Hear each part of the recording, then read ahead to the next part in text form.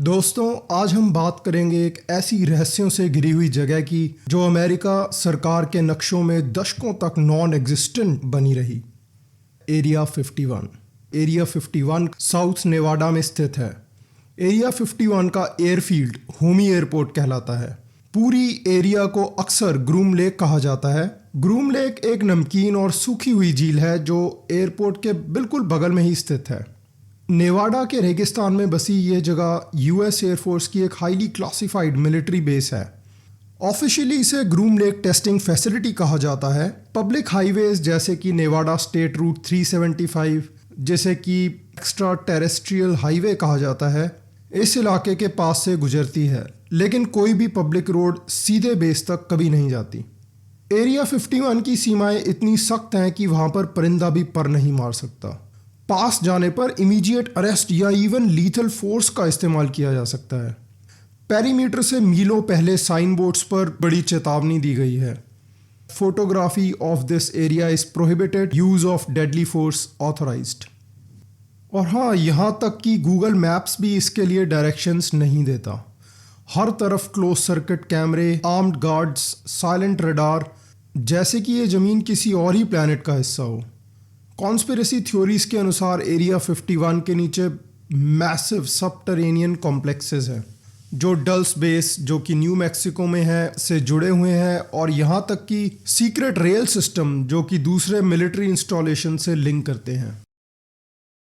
Visitors और UFO enthusiast अक्सर बताते हैं कि एरिया 51 के पेरीमीटर के पास उनके कंपास वियर्डली घूमते हैं। उनकी नीडल नॉर्थ की ओर तो इशारा करना बंद ही कर देती है। कुछ का कहना है कि जीपीएस ग्लिचेस बहुत आम बात है, फ़ोन्स का सिग्नल अचानक से उड़ जाता है।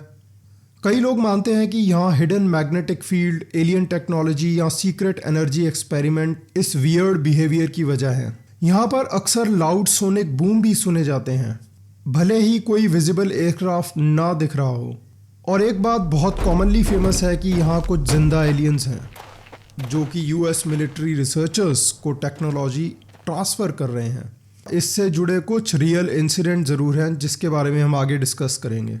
नेवाडा हाईवे 375 या एक्स्ट्रा टेरेस्ट्रियल हाईवे पर यात्रियों ने ब्राइट चमकदार ऑब्स या एक किस्म के गोले हवा में मंडराते हुए देखे हैं जो कि जिगजैग तरीके से और अचानक से गायब हो जाते हैं।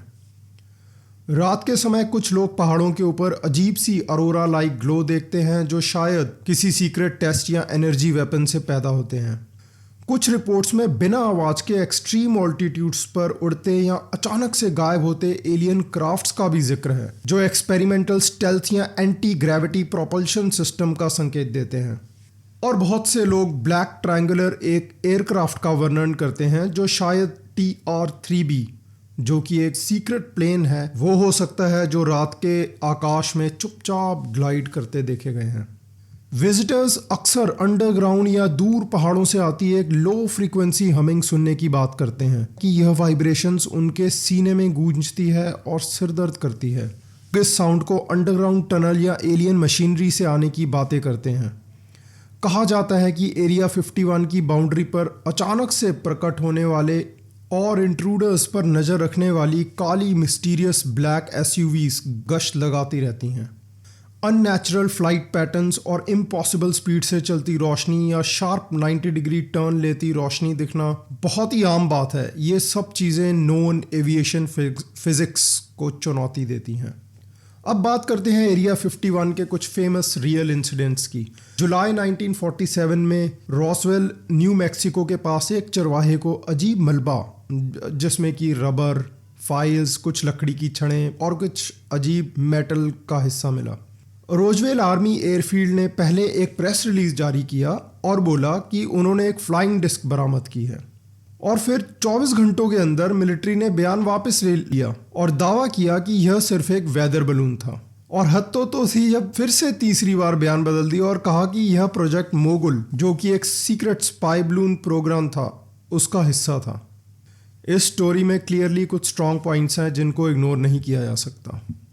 पहली बात तो यूएस मिलिट्री के बदलते बयान ने कवर अप के डाउट को और ज़्यादा बढ़ा दिया। लोग मानते हैं कि क्रैश हुए यूएफओ को एरिया 51 ले जाया गया, गवाहों जैसे कि मेजर जेसी मार्शल ने बाद में दावा किया कि मलबे में एक मिस्टीरियस मेमोरी मेटल था जो खुद ब खुद खुल जाता था। कुछ लोगों का कहना है कि छोटे ग्रे एलियंस के शव राइट पैटरसन एयरफील्ड्स बेस ले जाए गए और फिर बाद में एरिया 51 उनको ट्रांसफ़र कर दिया गया। कुछ गवाह जैसे कि मार्टिशियन ग्लेन डेनिस ने छोटे गैर मानवीय शवों के बारे में सुने होने का दावा किया।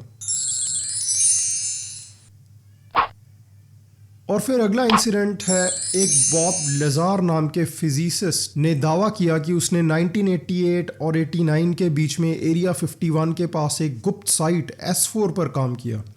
उन भाई साहब ने कहा कि उसे यूएफओ प्रोपल्शन सिस्टम को रिवर्स इंजीनियर करने के लिए नियुक्त किया गया था। तो बॉब कहते हैं S4 पर 9 एलियन यूएफओ मौजूद थे।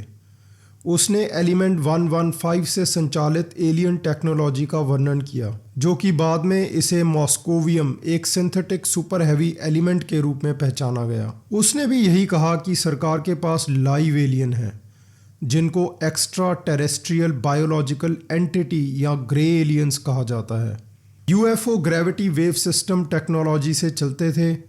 उन्होंने स्पेस टाइम को मैनिपुलेट करके यात्रा भी की है, और वो कहते हैं एलियन टेक्नोलॉजी का रिवर्स इंजीनियरिंग किया। कुछ का मानना है कि अमेरिका ने यूएफओ प्रोपल्शन टेक की नकल करके स्टेल्थ टेक्नोलॉजी विकसित करी। इस स्टोरी में काफ़ी दम है। 1989 में जब लजार ने एलिमेंट 115 का जिक्र किया तब यह एग्जिस्ट ही नहीं करता था। 2003 में रूसी अमेरिकी साइंटिस्ट ने इसे मॉस्कोवियम के रूप में बनाया। लाजार के कोवर्कर्स जैसे कि जॉन लियर का कहना है कि यूएफओ प्रोपल्शन फ्यूल का बॉब ने एकदम सही वर्णन दिया था। इससे उसकी क्रेडिबिलिटी तो डेफिनेटली बढ़ती है। शक तो होना ही था, क्योंकि अमेरिकी सरकार लाजार के खिलाफ कभी मुकदमा ही नहीं लड़ी। अगर लाजार झूठा है तो सरकार ने उसे डीबंक क्यों नहीं किया। खैर, अगला एग्जाम्पल है सीक्रेट ग्रुप मैजेस्टिक 12 या MJ12, जिसके ऊपर अलेजेड गवर्नमेंट एलियन अग्रीमेंट्स का आरोप लगता है। दावा किया जाता है कि MJ12 यूएफओ एलियन से जुड़ी जानकारी को स्ट्रिक्टली कंट्रोल करता है। 1980s में लीक हुए दस्तावेज में Roswell crash, alien body recovery या ट्रूमैन एजनहाइवर की मंजूरी का क्लियरली जिक्र था। 2013 में पहली बार CIA ने एरिया 51 की एग्जिस्टेंस को स्वीकारा, लेकिन सिर्फ ये कहकर कि यहाँ एक्सपेरिमेंटल एयरक्राफ्ट और स्पाई प्लेन्स जैसे कि U2 और SR-71 ब्लैकबर्ड पर काम हुआ। डीक्लासिफाइड प्रोजेक्ट ब्लू बुक से पता चलता है कि अमेरिकी वायुसेना का यूएफओ रिसर्च प्रोग्राम 1969 के आसपास, जिसने 12,600 यूएफओ देखे जाने की रिपोर्ट्स की जांच की। अधिकांश मामले नेचुरल थे या नॉर्मल प्लेन थे, लेकिन 701 केस बिल्कुल अनसुलझे रहे। नेवाड़ा में कुछ और एटमॉस्फेरिक न्यूक्लियर टेस्ट हुए, जिसमें कि मिलिट्री सर्विसमैन या एटॉमिक वेटरन्स को जानबूझकर हाई रेडिएशन लेवल्स के संपर्क में लाया गया ताकि उसके इफेक्ट्स की स्टडी की जाए। वेटरन्स को कैंसर, जेनेटिक म्यूटेशंस और अर्ली डेथ की शिकायत की, जिसके बाद यूएस गवर्नमेंट के खिलाफ लॉ सूट्स हुए। डीक्लासिफाइड डॉक्यूमेंट्स ने बाद में कंफर्म किया कि सोल्जर्स को ह्यूमन गिनी पिग्स की तरह इस्तेमाल किया गया। पूरी दुनिया को ह्यूमन राइट्स का लेक्चर देने वाले यूएस का खुद का हाल देख लो क्या है। 1962 में A-12 ऑक्सकार्ट, एक हाई स्पीड एयरक्राफ्ट को सीक्रेटली टेस्ट किया गया, जिसकी speed around 2200 plus miles per hour थी। बाद में SR-71 ब्लैकबर्ड भी डेवलप हुआ। F-117 नाइट हॉक 1980s में दुनिया का फर्स्ट ऑपरेशनल स्टेल्थ फाइटर, इसका यूज गल्फ वॉर और कोसोवो में हुआ था। फिर यहाँ स्टेल्थ हेलीकॉप्टर्स डेवलप हुए, जैसे कि फेमस MH-60 ब्लैक हॉक, जिसे ऑपरेशन बिन लैडन रेड 2011 में इस्तेमाल करा था। पर बहुत लोग यहाँ पर फ्यूचर एलियन टेक्नोलॉजीज की बात करते हैं, जैसे कि alien DNA research, inter dimensional portals, time travel experiments, weather control weapons, और यहाँ तक कि आर्टिफिशियल इंटेलिजेंस ड्रिवन ड्रोन्स जो खुद सोच सकते हैं। एक बिल्कुल रीसेंट मिस्टीरियस कंट्रोवर्सी के मुताबिक गूगल मैप्स पर एरिया 51 में एक अजीब ट्रायंगुलर शेप टावर दिखाई दिया गया है। मिस्टीरियस ट्रायंगुलर स्ट्रक्चर का सर्कुलर कंक्रीट बेस है। लोगों का मानना है कि यह एलियन कॉन्टैक्ट के लिए बनाया गया है। कुछ रिसर्चर्स की थ्योरी सजेस्ट करती हैं कि यह एडवांस्ड कम्युनिकेशन डिवाइस या यूएफओ के लिए एक लैंडिंग पैड है। इस पर अभी तक यूएस गवर्नमेंट का कोई ऑफिशियल स्टेटमेंट नहीं आया है। जॉर्ज अर्नू, जो ड्रीमलैंडरिसोर्ट.com के क्रिएटर हैं, उनकी website aerospace enthusiast, aviation watchers और एरिया 51 पर काम कर चुके लोगों के लिए एक डिजिटल हब रहा है। पिछले 20 सालों से यहाँ यूजर्स अपनी स्टोरीज, फोटोज शेयर करते हैं और नेवाडा डेजर्ट में चल रही गतिविधियों के बारे में डिस्कस करते हैं। इस वेबसाइट के कारण 2022 में फेडरल एजेंट्स ने अर्नू के घर पर अचानक से छापा मारा। अर्नू और उनकी गर्लफ्रेंड लिंडा को गन पॉइंट पर होल्ड किया और उनके साथ बिल्कुल किसी हार्ड एंड क्रिमिनल या टेररिस्ट जैसा व्यवहार किया गया। अर्नू ने बताया, बिना किसी वार्निंग के मेरा गेट तोड़ दिया। 1 दर्जन से ऊपर FBI एजेंट ने जबरदस्ती घर में घुस के सब कुछ तहस नहस कर दिया और सारी चीज़ें कॉन्फिस्केट कर ली। और इससे जुड़ा एक और इंटरेस्टिंग इंसिडेंट है। 2019 में एक वायरल मूवमेंट स्टॉर्म एरिया 51 चला था। लाखों लोग फेसबुक पर इकट्ठा हुए यह जानने के लिए कि अगर हम दौड़ते हुए अंदर घुसें तो शायद सच्चाई पता चल जाए। हालांकि गवर्नमेंट के डर से ऐसा कुछ भी नहीं हुआ। अगर सरकार के पास एलियन टेक्नोलॉजी है तो वो इसे छुपा क्यों रही है? क्या एरिया 51 सिर्फ एक मिलिट्री बेस है या फिर वहाँ वाकई में एलियंस हैं? आपका क्या मानना है? Thank you.